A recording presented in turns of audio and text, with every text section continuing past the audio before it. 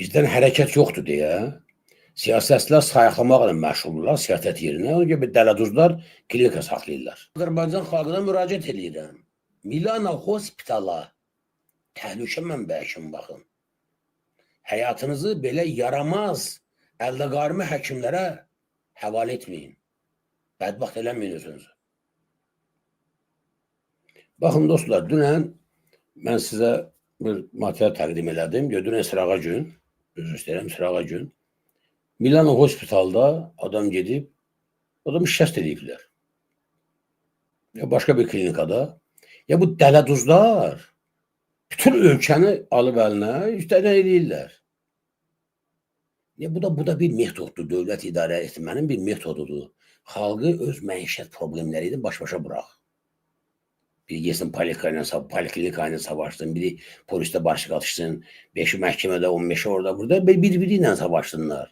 Sən də ərarvad əladə ver, ilhamla, mehriban, sökün, qazı udun, nə bilim, nefti əmin və belə də dağının geçsin.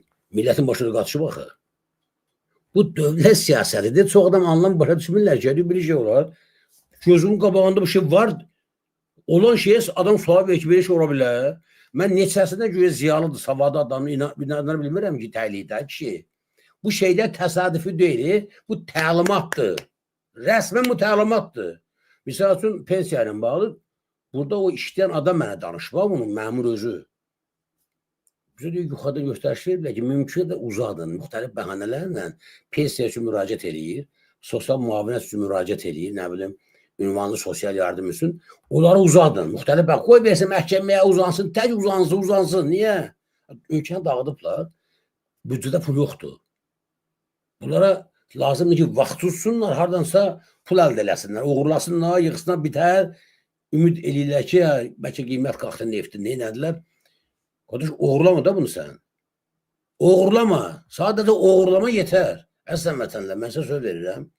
Azərbaycanda çox adam deyir ki, Elçivə deyirdi, 5 santim qızıl olacaq torpağımız, nə bilim, bu qədər sərvətimiz olacaq. Bəli, Elçivə düz deyir, rəhmətli. Elçivə düz deyir, imkan versəydilər, hakimiyyət davam eləsəydi. İndi Azərbaycan tamam başqa bir səviyyədədir. Tamam. Bu ölkədə sadəcə rəhbərlik edənlərin oğurluq eləməməsi kifayətdir ki, işləsiz məni, yuxarıda oturanların birinci adamın, İlham Əliyevin, arvadının və onun quldur dəstəsinin oğurluq etməmələri kifayətdir ki, sən şah kimi yaşayasan. Sən Almandan da, bu İngilisdən də, o Amerikandan da yaxşı yaşasan. Aydındır. Buna nail olmaq üçün biz əl-ələ verməliyik. Qalxıb ayağa bu rejimi dəyişdirməliyik, özümüz dəyişməliyik. Gözləməməliyik ki, İranda olduğu kimi başımıza bomba yağanda raket Ermənistan tərəfdən və ya Rusiya tərəfdən fərq eləməz. Bizim güneydəki qardaşlarımız sevinir ki, ay, gözəl və yaxud da xaricdə oturan Azərbaycan vətəndaşları mənimki kimi sevinsinlər ki, ay nə gözəl, başımıza bomba tökürlər, rejim dəyişəcək. Amma qanmayacaqlar ki, indi olduğu kimi. O rejimi dəyişdirmək üçün bomba döymür. Sənin torpağı işğal eləmək üçün, parçalayıb öz bildiyi kimi idarə eləmək üçün, özünə tabi eləmək, səni xəraza tutmaq üçün bunu eləyir. Deyə bildim? Çatdı sözüm, deyə bildim yoxsa yox? Təşəkkürlər. Milano Hospital təhlükə mənbəyidir. Adamlar bir-birinizə xəbər verin.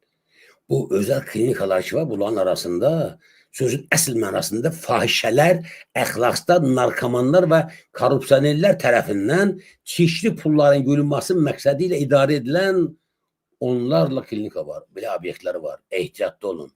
Həyatınızı onlara şey eləməyin. Qurban verməyin dostlar.